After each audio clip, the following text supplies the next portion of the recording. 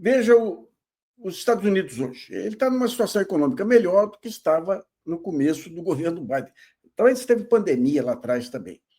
Então, digamos, quando você pega a eleição em si, se você tem um candidato que tem um projeto nacional e um candidato que tem medidas populistas, o que promete as medidas populistas ganha.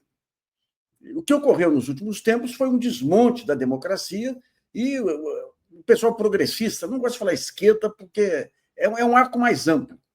O pessoal civilizatório, digamos assim, ficou empenhado em defesa da democracia, uma democracia que foi muito afetada aí pela financiarização terrível que ocorreu nos últimos tempos.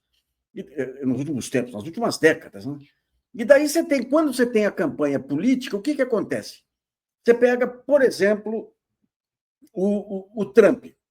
O Trump é uma condenação, digamos, a um certo protecionismo que o Biden fez em relação às empresas americanas, que melhorou a situação das empresas americanas, mas provocou uma certa inflação lá. E a inflação, o eleitor ele quer o resultado direto que beneficia ele.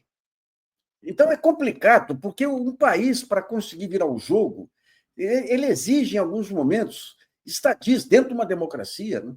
Estadistas que consigam contaminar, no melhor sentido, o povo com ideias de progresso, de avanço. Eu estava conversando hoje sobre Juscelino.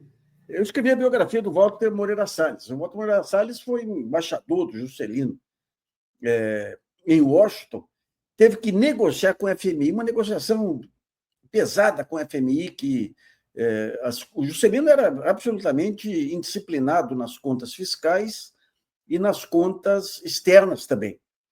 E o Dr. Walter era muito crítico em relação ao Juscelino, que ele tinha companhias, pararé, era bem crítico em relação ao Juscelino. No entanto, partindo de um crítico como ele admitia que toda empresa do Brasil, pequena, média, grande, tudo tinha o seu plano de metas, ou seja, tinha a sua perspectiva de futuro. Porque o Juscelino trouxe isso. Ele trouxe essa ideia com a construção de Brasília, com aquela ideia do Brasil do futuro, e calhou, aquele espírito contaminou tudo, no melhor sentido do país. O esporte virou, o Brasil ele se consagra no futebol, pode ser uma coincidência também, né? Mas na Bossa Nova, por exemplo, os jovens da Bossa Nova conquistam os Estados Unidos, conquistam o mundo. E esporte não era... Eu estava vendo agora esse orgulho nacional com a Fernanda Torres, aí você tinha com Maria Esther Bueno, com Éder Joffre, com a seleção brasileira, com Ademar Ferreira da Silva, campeão de salto triplo, com o Biriba, que era um campeão de tênis de mesa, com o Mequinho, que era um campeão de xadrez. Então, essa autoestima acabava contaminando e se pegando aqueles símbolos de todos os lados. Então, hoje, quando você vê uma campanha política, como é que você faz? Por exemplo, você tem o Paulo Guedes, que impressiona parte aí da população, aí, dos bolsonaristas. O Paulo Guedes propõe não tem Estado. Pega o Tarcísio de Freitas. Não vamos ter mais, vamos privatizar tudo. A privatização é o que tem de mais antissocial. Não que por quê? Porque a privatização, você vai em cima de empresas que cumprem uma função socioeconômica, digamos, e dá para ela cumprir só a função de rentabilidade. Quando você fala em... você deixa passar a taxa de juros Selic tudo, e defende com unhas e dentes aí que tem que ter cortes aí de previdência, de benefícios, é o que tem de mais antissocial.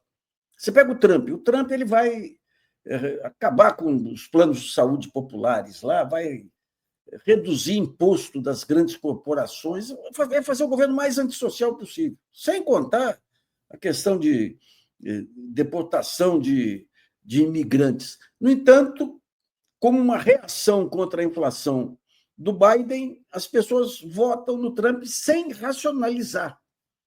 Então, quando você vê aí, por exemplo, quando você vê esse negócio da gastança, se fizer uma pesquisa, aí todo mundo vai achar que o Lula, o governo é o governo da gastança, embora está quase equilibrado aí a parte fiscal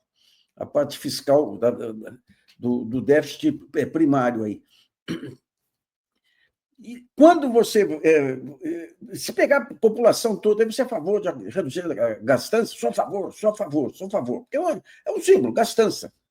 E daí não leva em conta que é a falta de recurso que torna o SUS pior do que poderia melhorar o SUS, os recursos que faltam para o SUS, recursos que faltam para a saúde de uma maneira geral, recursos que faltam para a educação, recursos que faltam para as universidades.